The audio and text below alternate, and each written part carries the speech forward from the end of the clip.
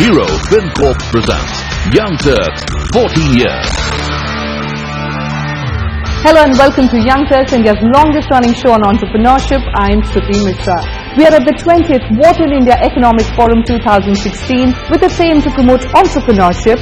The forum has been running a startup competition for the last 2 years that features India-focused startups. And we at Young Turks are proud to partner with them third time in a row. This year at the grand finale, 10 finalists will battle it out for a prize money that sums up to $75,000 and a chance to meet investors in Wharton. It's time now to begin the competition. The rules are simple. Each startup gets 10 minutes to pitch their idea, and this will be followed by a 5-minute jury round.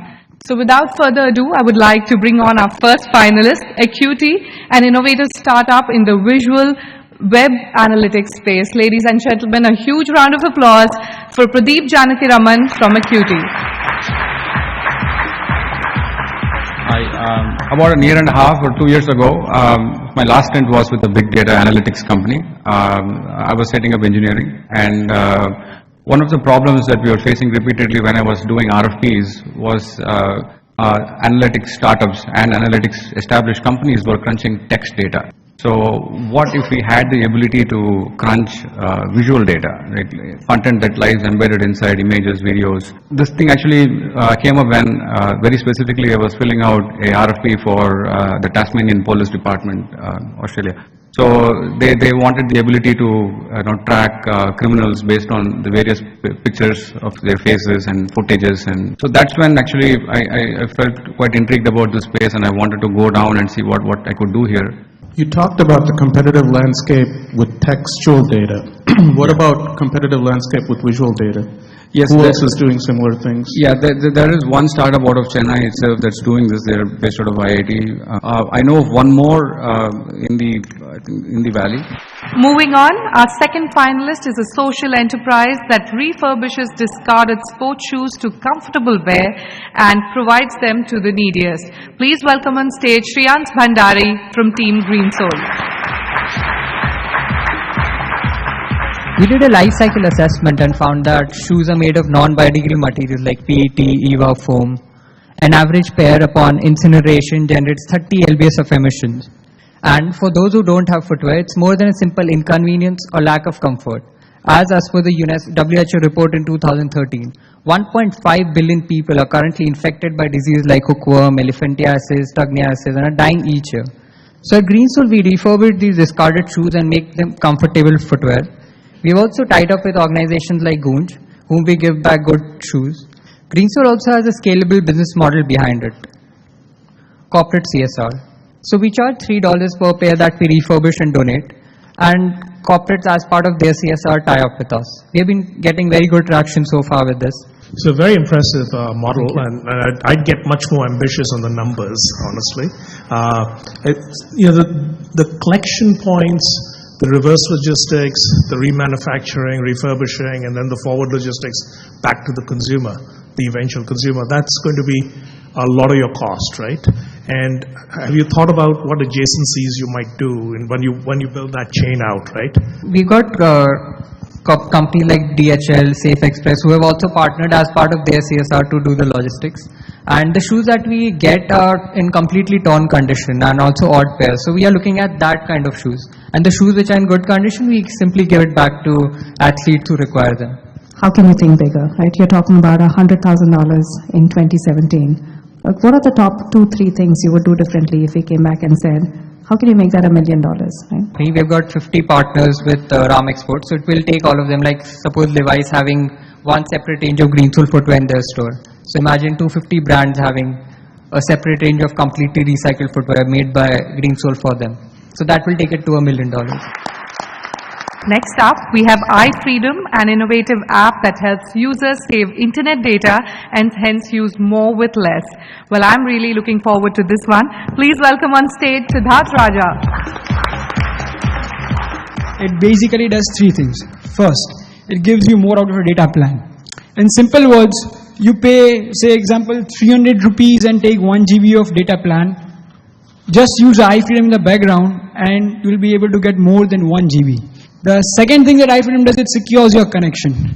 And third thing, It helps you bypass firewalls. In some countries, there is a problem where you are not able to access basic websites like Google, Wikipedia, Facebook, all those things.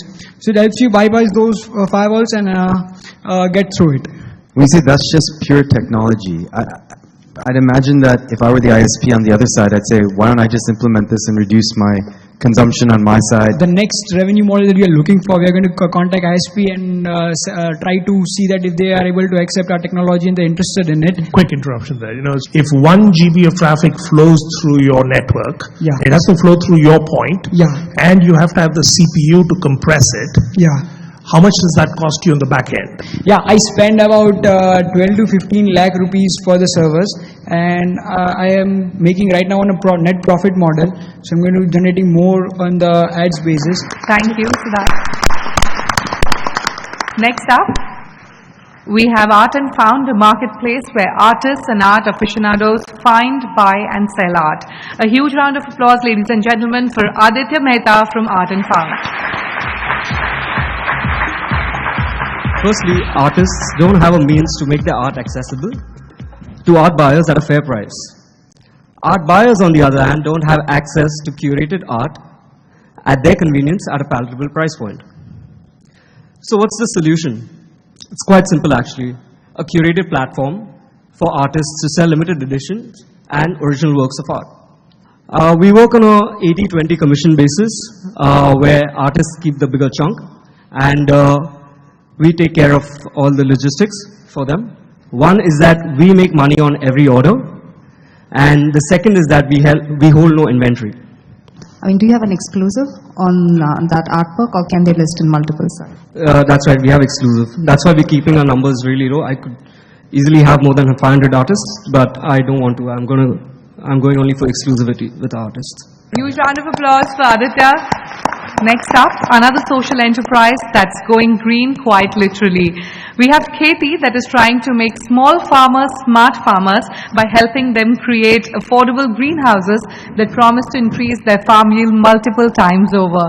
Please welcome Satya Raghu from Katie. Ashok Gaud is a farmer from Kucherkal village of Mehbubnagar district of Telangana, where in 2 acres of land with his wife and 3 children, Ashok Gaud cultivates paddy and vegetables. Current year, in September, there was one unseasonal rain, and the sunflower production, whatever Ashok was doing, was completely washed off. There are 96 million small farmers in India who exactly have the same problem. We offer a modular structure with bunch of solutions to make sure what farmer predicts is what farmer exactly gets. By using just 10% of water, greenhouse protects the farmers from climatic extremities like heat, rain, pest, cold. The ones which more often than not make the farmer's life unpredictable. But each acre of greenhouse costs almost 40 lakh rupees, which makes it quite unaffordable. So, at Kheti, we love to call it as GIB, greenhouse in a box. So, our GIB is a 1,000 square feet modular structure. Really small, but it is something which just costs 60% of what a regular greenhouse costs. A lot of products really move based on government subsidies. That can really give you that scale because they have the distribution network, and then farmers will get the product a lot easier. It pays for itself fully within 2 years if there is no subsidy. If there is, it pays for itself within 1 year.